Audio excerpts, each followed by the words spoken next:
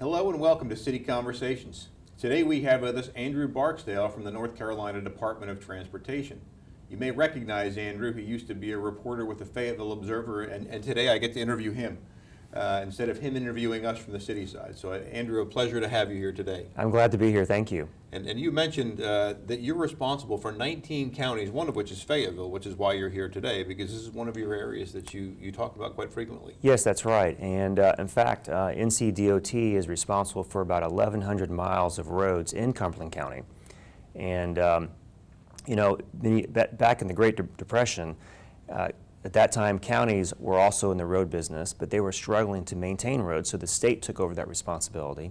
And what we have here, and some people who move to North Carolina don't realize this, that North Carolina is like Texas and California, for example, where the state maintains all the roads that the municipalities do not. So the municipalities normally maintain the more residential streets and some thoroughfares, but really everything else is maintained by NCDOT, and that's a wide network. So we're a good point of contact for issues about those roads. Wow, that's a lot of roads, and that's a lot of square miles that you maintain. So how do you manage all the projects that go on within that footprint? Well, we, you know, one of the primary functions of NCDOT is to provide solutions to a community's traffic problems and traffic needs. So we're always wanting to work with our local partners. That includes the city of Fayetteville, Cumberland County, and even FAMPO, and citizens and property owners. So we look at what their issues are with traffic concerns and congestion and crashes, and we come up with solutions that would work to meet those needs. You know, and sometimes we will propose a project to improve the safety of an intersection, for instance, but by and large, we really want to work with our partners about what they're looking to do, and that's why we often hold meetings. We often hold public meetings, because when we're developing a project, we really need that public input from the citizens and the affected property owners and businesses and the cities. So, and that kind of input really helps us refine the design. So the input, so when we just had an open house in the Hope Mills area this week, and we've had others, and yeah, there's a meeting right there. That's the that was in the summer Interstate 295 project in the Rock Camp fish area, and that's an exciting, great project that we're doing, and that's an example where people are coming out and looking at the maps. We're answering their questions, we're getting their feedback, and the feedback is vital, because they will tell us things that we aren't aware of, things about driveway access or how the land is, and we can make the project better by getting their input. Sure. And so I know we were talking previously about the website that you all had recently redone. Yes, it looks great, doesn't it? It's got all of this information on there. So you can go on and find out about meetings that are coming up in the area. You can also find out about these projects. And so we're going to talk about a couple projects today in particular, but I think it's important for folks to know that they can go to NCDOT's website and figure out where all those projects are happening. Right, and I'm glad you, Kevin, I'm glad you did mention that, ncdot.gov. That is a great resource. We redesigned that web page this year. It's mobile friendly now. You can go to that page, go to the home page, and on the home page there's a section called Contact Us or Contact and Report. Click on that, and that's the best way to reach us about any issue you have, about a pothole, about speeding, or a need for more stop signs or something, or a stop sign has gone down or something. That's a great way to contact us, and we can get that to the right engineer in the right county and the right community to meet that need. That's good to know. Let's talk a little bit about 295, though, mentioning projects that are large around here. I did want to mention one other thing, Kevin, before we move on about 295, okay, which is a very exciting project, years and years in the making. One other aspect about projects now is in 2013, the North Carolina General Assembly changed the law about how projects are scored and prioritized. And it's a very data-driven project. Politics used to be more involved with it, but now politics is removed from the process. So when we have a proposed project for Fayetteville, like the Rayford Road Medium Project, more sections of 295 being built, and other projects that we're doing, those projects are competing with other transportation needs in Charlotte, Greensboro, and around the state. Right. And only the best scoring projects are now built. So it's a very data-driven process based on traffic volumes and crashes, and there's also some local input and local priorities, like from FAMPO, for instance, and that really makes, that's how we're building projects now, and how one community will get a project first over another. So it's important that when projects get funded for the Fayetteville area, that the community understand it and help us make that project better. Well, that's good to know. And now on the 295 project, Yep. which has already been in the works for a while now, Yeah. talk a little bit about that. I mean, it started a number of years ago. I remember I was with the Fayetteville Observer when the very first section opened in 2003. And that was a long time ago. Governor Mike Easley was in the governor there at the time. And another section opened in 2005. And for quite a while, all we had open was from Ramsey Street to 295. I'm sorry, from Ramsey Street to I-95. That's all that was open. So there was some lapse of time. We had to get some, funding for it and design some more. But then fast forward in 2014 and 2016, some more chunks of it opened up. And now, as this community well knows, you can travel from 95 all the way to the All-American Freeway. And that's already changing traffic patterns. There's a lot of traffic on 295 now as people get used to it and start using it more. And what I want to say about some more points about 295, the next section that we are planning to open is going to be from All-American to Cliffdale Road. That section we were planning to open at about this time. We were going to open it by the end of this year. However, last year, Fort Bragg had a need to be able to move their tanks and some other heavy equipment more easily. And 295 is kind of goes on Fort Bragg and on the border of Fort Bragg. So we want to work with our partners like Fort Bragg. That's very important to us. So we altered the design after the project was let, after the contract was awarded for this section, and we are building a tunnel. We're going to build a $2 million tunnel under 295 to accommodate Fort Bragg so they can move some equipment from one part of the post to the other. And doing that right there is going to cause the section between All-American and Cliffdale to open next summer. So we were going to open it this fall. We're not going to open it next summer or next fall. That delay is entirely attributable to this enhancement of the project to accommodate Fort Bragg. And that was something that our Secretary of Transportation signed off on last year as sort of an amendment to the contract to sort of enhance the project. So that is the next section. We've got, I think, without looking at my notes, 2 or 3 more sections to finish building, and besides the All-American to Cliffdale. And of that, there's only one other section that is not under contract yet, and that is, I think, from Rayford Road to Camden Road, I believe. Mm-hmm. That section, Rayford Road to Camden, that section we hope to, Rayford Road to Camden, we hope to award a bid next year on that. It's a huge project, 35 to 40 miles. When the whole thing is done, Kevin, when the whole projected cost of the whole thing is $1 billion. That's $1 billion with a B of investment in this community, and not just City of Fayetteville, Spring Lake, even Hope Mills, Cumberland County. And this project is going to transform how people get around. It was much needed with Fort Bragg and having direct interstate access. That was important. Obviously, interstates are vital to local economy now. It's going to open up more development and opportunities and growth for people to build houses and things. Some more thoughts about 295. You had kind of asked me earlier if there's been a challenge with that project, and I think no one thing comes to mind, but no specific thing, but some people don't like change. So some of this section of 295 is going out where it's country now. And you can't really build a highway where it's built up. You have to kind of go around because we want to minimize impacts to properties. And so people aren't used to that, and but that's why we're still building this, because it's going to be a very important project and vital to this community, and it's going to help reduce congestion on some of the other roads.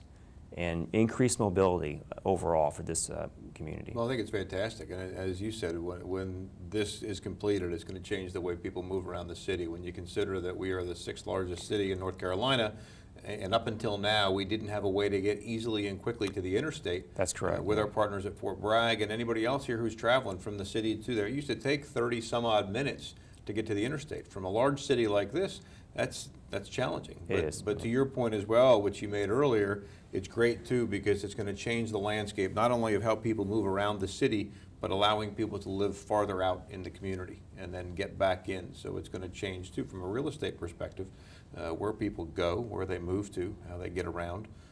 So very exciting to see how it's done. I also like how you mentioned the partnership with Fort Bragg, and putting in that tunnel, because it goes back to what you talked about in the beginning, which is public meetings and taking public input. So even though you're moving down along a project that's been set, there are still places in there where you can change, and you do that when you see a need. So I think that's important for folks to know. Of course, normally we would make that change in the design process, but here, you know, it was afterwards. So that kind of increased the scope of the work, Sure. and increased the time to complete that section from All-American to Cliffdale.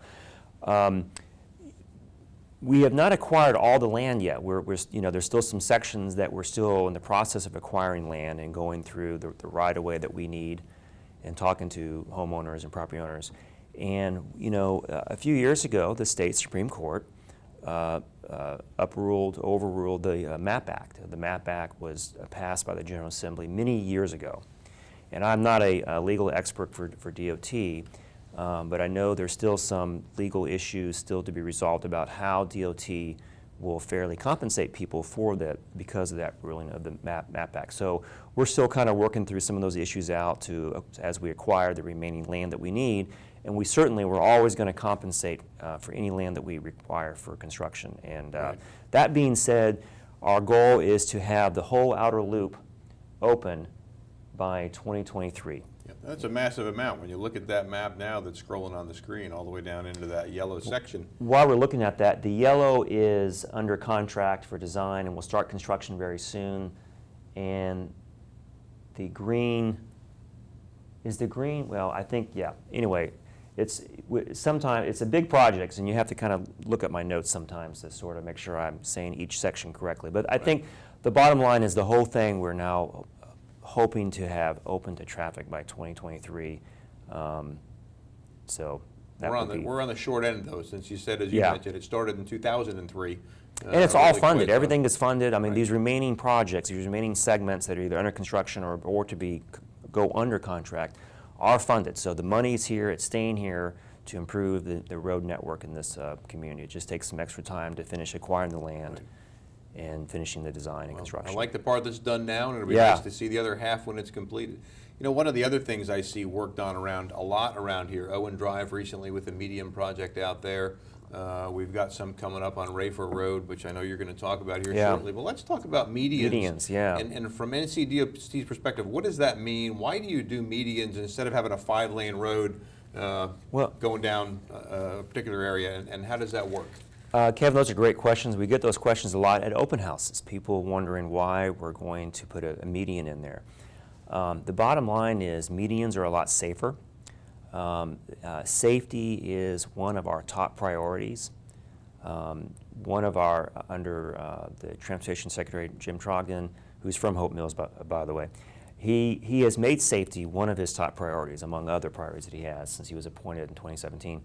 And medians have been shown to reduce crashes by as much as 50%, especially the real more serious crashes, the T-bone or angled crashes where cars are coming into conflict.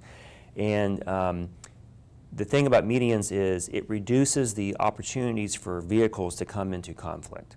So if you reduce that, you not only reduce crashes, you also improve traffic flow, because if you're, you look at Camden Road widening and Legion Road widening on the outskirts of Fayetteville. Both those projects, we went from a 2 or 3 lane road to a 4-lane road with a median, and there are several places along the way where people can safely and conveniently make a U-turn to go the opposite direction. But that median has a way of, so you don't have to worry about anybody on the other side of you coming into your lanes or cutting you off or pulling out into front of you. So it increases the traffic flow. It allows speed limits to be higher, actually, and it really cuts down on crashes. We just don't build 5-lane roads anymore, and we haven't for a long time. So, you know, I think in the late 90s, we widened Skybow Road. NCDOT widened, I think it was 5 lanes at the time in the late 90s. And when we widened it to 6 lanes, we built a median. And can you imagine Skybow Road having an open center turn lane today? That would be terrible for traffic and crashes. And I know there are concerns and questions about medians. People aren't used to them. They think they're inconvenient at times. But really, at the end of the day, we're trying to save lives. And I think Police Chief Gina Hawkins, in her report to the council this week, talked about how a lot of crime was going down. But on the negative side, people are still dying on roads in Fayetteville. And that's why, in conjunction with the medians, we're also adding pedestrian signalized, pedestrian signal heads and marked crosswalks. We see that. I've seen that now on Eastern Boulevard, US 301. So we're building medians all over the place in Fayetteville, and Bragg Boulevard, Owen Drive, Riley Road, Ramsey Street. That was many years ago. The north of Country Club, and we're doing that. We're building. We're retrofitting roads with medians where the crash rates are high, where there's high traffic volumes, and where we can see the most improvement on safety. And we have done studies. I don't have any statistics today, but there have been studies done by us and other highway institutes that kind of before and after. And really, there's a lot of debate about what impact do medians have on businesses. And I think at the end of the day, I think one thing that really strikes home to me is you look at Skybow Road. It has a median. It's had a median there for over 20 years. And it's probably, I don't know if there's a single empty parcel of land on Skybow Road, and it's probably has the highest commercial land values in the city. Right. And it's easy to traverse because you've got places where you know you can turn, and if I need to go to a business, I just go farther down the road to a red light or make an area where it's a marked turning lane to turn around and go there. And one other point about medians is if people feel unsafe on your corridor, if people feel unsafe going to a corridor because it's too congested, there's too many accidents, they're not going to go. They're going to be reluctant to shop on that road and go there. They're just going to, right. But so if you can reduce the crash rate and people feel safer going to that area, that is also important. Let's talk about Rayford Road. Businesses. As you're mentioning local areas, it's going to happen sometime soon here. I know that was a project that was on the front burner for a while. It's moved back a little bit from what you and I were talking about earlier. Where does Rayford Road look right now? So that is a big project. We're going to be adding a median for over 5 miles of Rayford Road from basically the Harris Teeter area to 71st Schools. Now, let me just say this.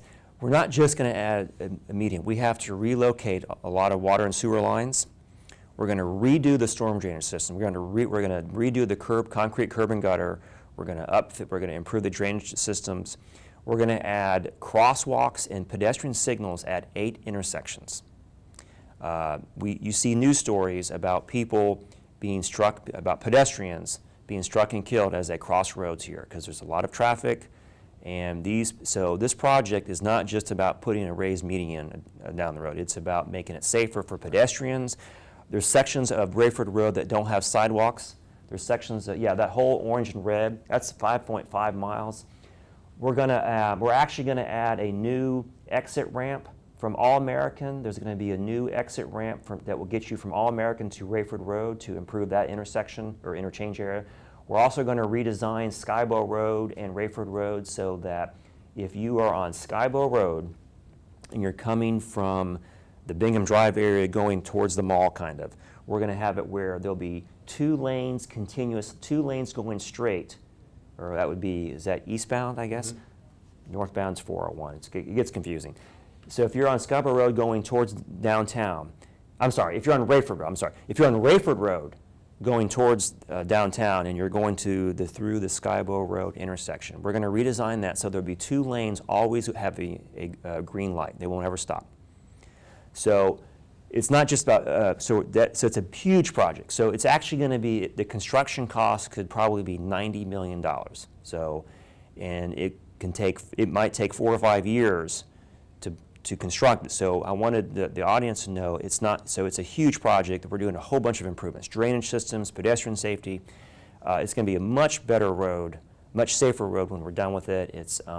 There's already congestion now, and these changes will help with the traffic flow a little bit. It'll help improve some of the, reduce some of the congestion too. So that's important as well for this community. Now that's going to start when? Well, now that being said, so I'm kind of breaking news on your show. We went to bid. We didn't have anybody bid on it in October, so we went back and talked to our contractors about why. One of their issues was because the construction timeline would be almost 5 years or 4.5 years. If you're a contractor and you turn in a bid, you have to get price guarantees for your supplies, and it's hard to get a price guarantee for something 4 years into the future. So, engineers, what do engineers do? What they like to do is solve problems. That's all they like to do is solve problems, fix roads, improve roads. So the problem solved is we're going to break it up into smaller projects. So we're planning to award the first section, which would be in the Harris-Teeter area, in 2019. So sometime in 2019, that will go under construction, and then we'll have to award an additional contract later for other sections. So we're still going to do this project. It's still funded. Okay. It's going to take us longer to complete it. Right. But we hope to award the first section, maybe a couple miles worth or so, in the Harris-Teeter area near All-American and that section of Rayford Road in 2019. So that's where that first work zone area will be. And then it'll move out towards 71st. And then we'll move westward as we do other projects and do. Well, I'm personally a big fan of those. I drive that road every day on the way to work, and 5 lanes across, coming and going.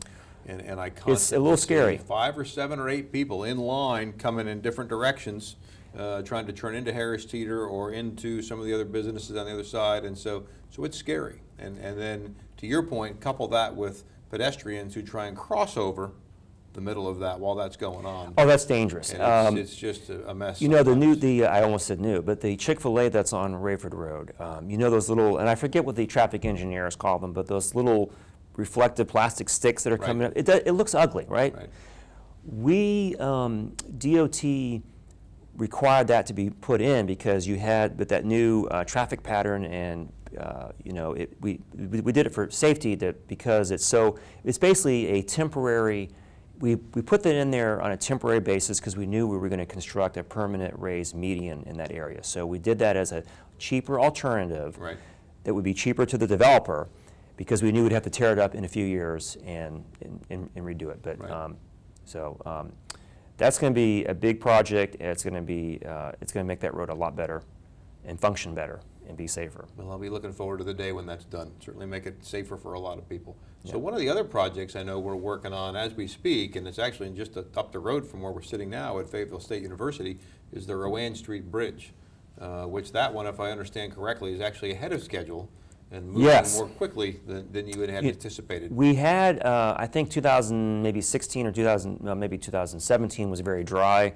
You know, the bottom line is the contract, and I forget who the general contractor is. I just forget off the top of my head. But that contractor, yeah, that's a great view there. The contractor, there's so much work going. This is actually kind of a mini golden age for road building in North Carolina. Our cash reserves were at one point at over $2 billion for Highway Trust Fund, and there's different reasons for that. And one of Trogdon's mandates when he was appointed was to get that cash down, because if we have $2 billion in the bank, we're not improving roads. People aren't benefiting from improved roads because we have all this cash sitting around. So we're accelerating projects, and we're in Interstate 95 widening, which I guess we won't go into today.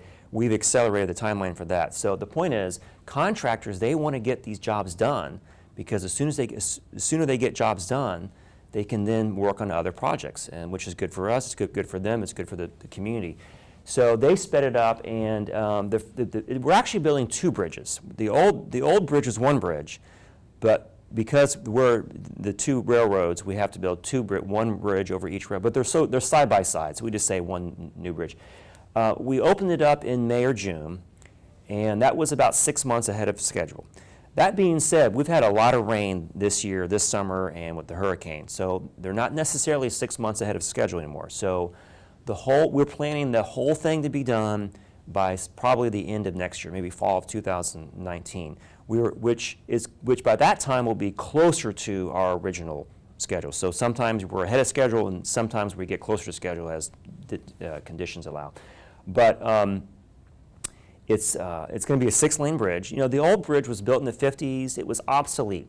It was obsolete for our today's traffic needs, and it required more maintenance, and it was time to be replaced. We have to, DOT, once we build something, we have to maintain it. We have to resurface roads, we have to fill potholes, we scrape the snow off, we fix guardrails get damaged, we have to replace the guardrail, graffiti gets on the highway or a retaining wall, we have crews that remove the graffiti in order of priority. We can't do everything in one day.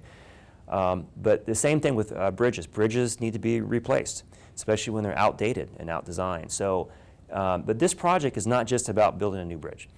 Again, I was a reporter with the Fayetteville Observer, and the city of Fayetteville was working with a consultant and the community about redesigning this intersection. And Murchison Road, Bragg Boulevard, and Rowan Street will have a new intersection. This bridge project is going to create a new gateway into downtown, and it will create a better, more prominent gateway to Fayetteville State University, where we are today. Murchison Road it's just going to realign Murchison Road to be more prominent with that intersection, with the better streetscaping and better signage, and it will just be a great, it'll make the campus of FSU and downtown grow closer together as there are more projects that are developed. It's just going to be a great thing. And by demolishing the old bridge, it opens up land for the city to expand Phase 2 of Veterans Park.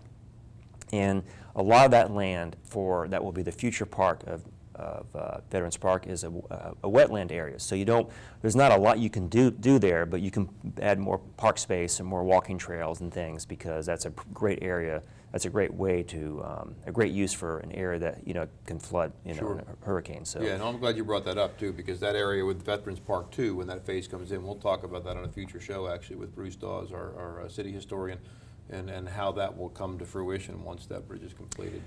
So this is a $25 million project. We needed it, and the old bridge was 4 lanes. The new bridge will be 6.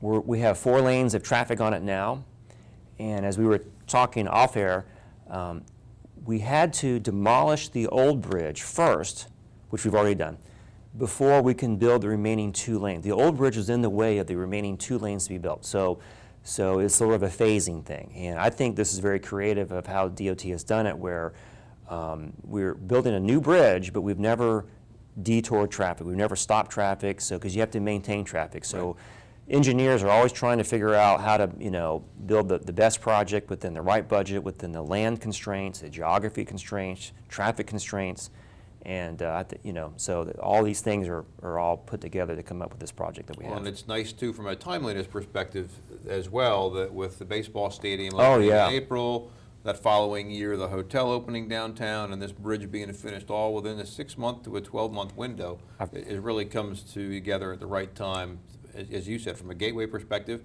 and from an egress perspective, and coming into town. If you're coming to a game downtown, it's going to be a great thing. I forgot, yes, that's correct. And it's great seeing that construction crane downtown. It really shows the health of your downtown. Yeah. And with it, like you said, with those projects coming to fruition soon, and this new intersection, and it really is going to transform this side of downtown. It will. That will, absolutely. And it's nice to see. It's, again, 6th largest city in North Carolina, and all these great projects going on, and we appreciate what NCDOT does for us. And thanks for being here today, Andrew. We've covered a lot in 30 minutes. And we could talk much more about what you're doing, but again, let people go back to your projects page. Right, if you go to our ncdot.gov, we have a section where we have high-profile projects. You can look up projects for 295, projects for 95 widening. The Rayford Road median project we have a project page for that. And so that's a great way to get more information. And also you can use that website to contact us and ask us questions, raise issues that we need to solve and address, and we can do that way. It's a great way to contact us. Well, thanks again for joining us today, Andrew Barksdale for NCDOT. It's my pleasure. And, thanks for having me, Kevin. Appreciate the opportunity. And again, for all the citizens out there, go to ncdot.gov and learn more about what they're doing every day to help the city of Fayetteville.